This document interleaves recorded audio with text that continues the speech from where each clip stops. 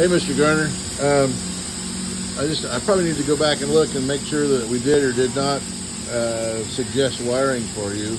But at this point, we are suggesting wiring. I just don't know if we had it in the estimate or not. But these wire nuts, the screw-on type wire nuts, those are not,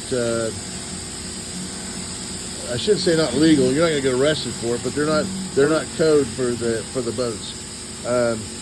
And then we also have another splice that he's pulling electrical tape off of. So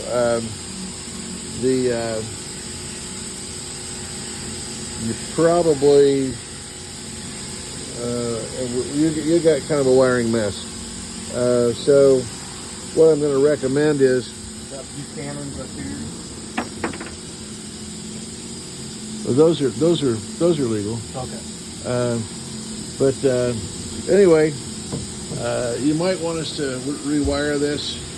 That runs about $2,500. You may want to have us do that. Yeah, we got electrical tape back here. So just let us know if you want us to take this opportunity to renew your wiring for reliability purposes and safety. Thank you, sir.